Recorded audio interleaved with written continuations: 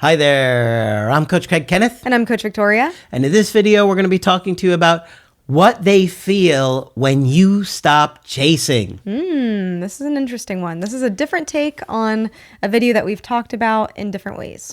It's always important to review these kind of topics. We always have new people that find the channel, and these kind of topics are always coming up on YouTube. The other day I came across a no contact doesn't work video. It took everything in my power not to light up that comment section, because even the comment was explaining all these factors about no contact and how they work, and yet their title is no contact doesn't work. Made no sense. Yeah. No contact does work. It does work because our bonds are strong.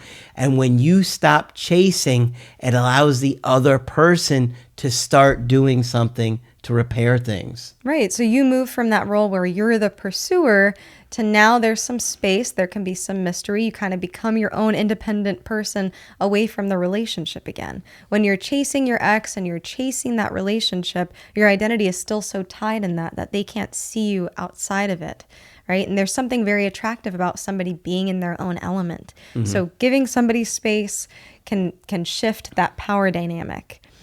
Now, the other part of it is the transition from relief initially, which we talk about, the relief stage right after the breakup, to curiosity, right?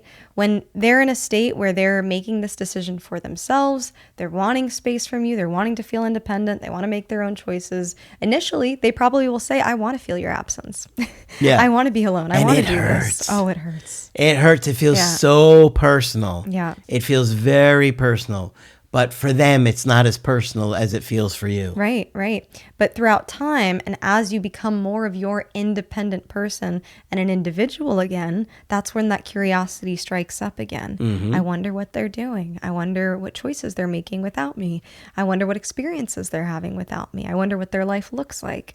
You know, when you're closely tied to someone, likely their identity was tied to your relationship or to you in some ways as well. Yeah. And so it's something that naturally, in a very human way, brings up curiosity. Yeah, and it's tough because everything inside of you is saying, repair this, reach out, make bids to connect. And it usually does the opposite of what you want to happen. Yeah. Yep.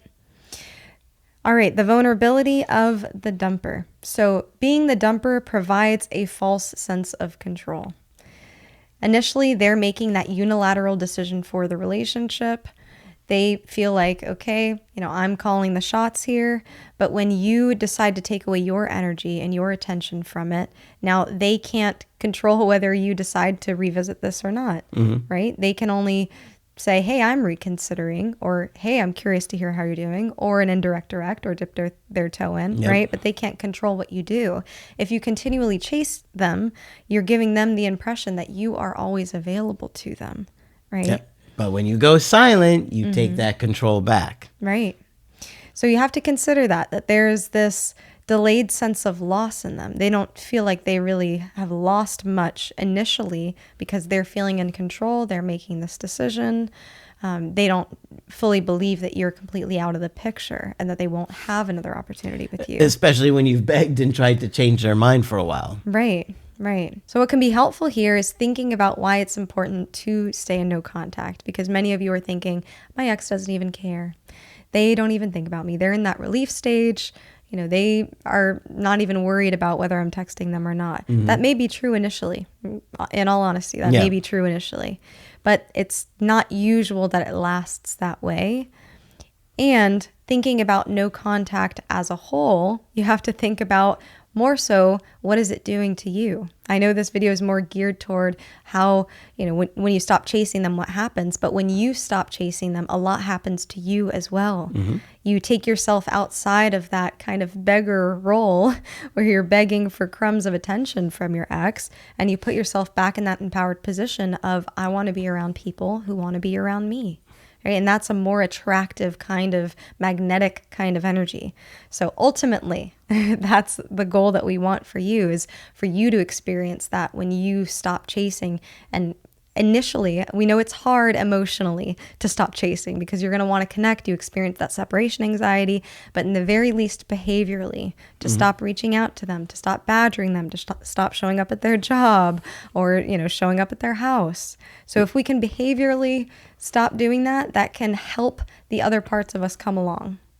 And it's crazy that even one small bid to connect with them can make them feel fine about the breakup for weeks, maybe even months. Yeah. That one bid tells them, oh, they're still interested. And that fear of losing you, which you want them to have, you want them to be afraid of losing you. Now, everything inside you is saying, no, I don't want them to be afraid of that. I want them to know that I'm here. I'm here. Come back. I'm here. I love you. Doesn't work. You could try it. You're going to regret it. I see it every week. People are like, no, I want to tell them how I feel. I told them how I feel. How'd that work? They didn't reply. Yeah, that's what happens, unfortunately. So leave them alone. They have to sit with it. They have to feel it, and they have to feel like they're losing you forever. Yeah. Yep. So they're going through their own process during no contact. They go through their own process when you stop chasing, right? And there's no way, there's going to be no YouTuber on this platform that can tell you exactly what is going through your ex's mind or what is happening, right? But we tell you this because we've seen this process in many exes. We've seen many different situations, and this is typically what happens. We know that after a breakup, you have a lot of impatience. You want to hear from your ex immediately. It's been a week, and you're like, oh my God, my phone is dry. I haven't received a text from them. There's that anxiety that stirs up. But this is a process that takes time, just like any other grief process, which this is what that is. Absolutely.